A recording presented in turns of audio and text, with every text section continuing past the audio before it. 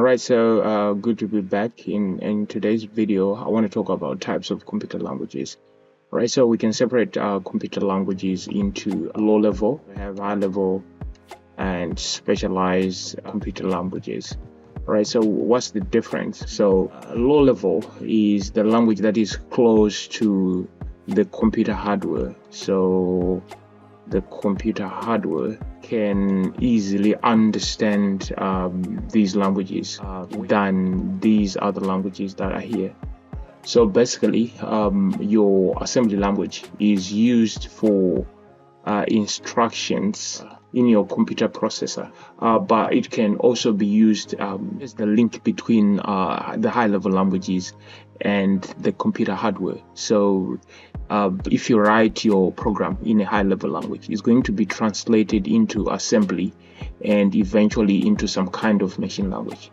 So these are how important assembly language is. It's close to the computer, but also it can be understood by humans. It uses what we call mnemonics. Mnemonics are abbreviations. For instance, it uses words like move, M-O-V. It can also use words like add, ADD, and so this kind of readable. At the same time, the computer can understand this. Okay, so how about machine language? Machine language is just binary language, zeros and ones. And why zeros and ones? Because your computer has what we call transistors. There are millions, if not billions, of transistors on your computer, and these are used to manipulate memory. They are used to manipulate instructions, etc., and they work with electricity. So electricity can either be on or off, right? So these are zeros and ones, and so that's the language your computer understands. High-level languages are the languages that we use today. Our Python, our C++, our C, our Java, etc. These can also be categorized into procedural, OOP, scripting, etc. And so what's all this?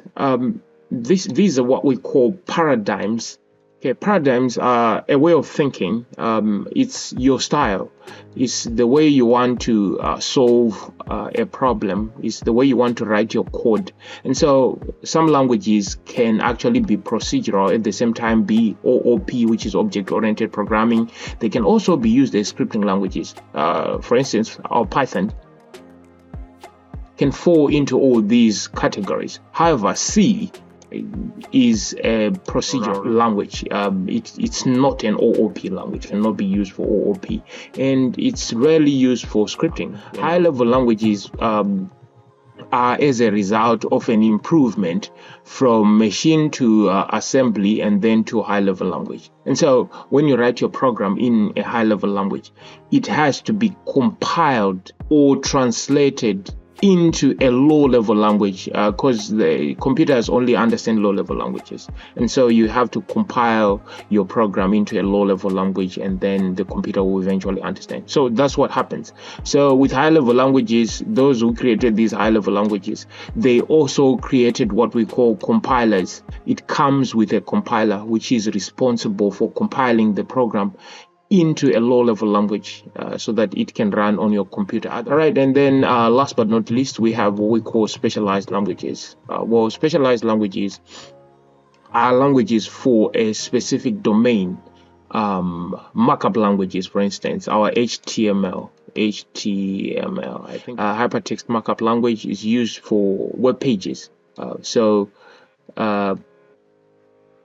It's specifically for that purpose. We have query languages like our SQL, structured query language. This is the language for databases. If you are dealing with databases, you can use a structured query language. So basically, these are for a specific domain. They are not general purpose like some of these here. Some of these are general purposes. You can use them for databases. You can use them for scripting. You can use them for games. You can use them for quite a lot of things. But these ones you cannot. They are specifically for this area or their own domain. So basically, that's what we have. We have what we call low-level languages. We have high-level languages. We have specialized languages, and that's how we can categorized computer languages. So if you do have any questions, leave them in the comment section. I hope to see you in our next tutorial. For now, I'm out. Bye bye.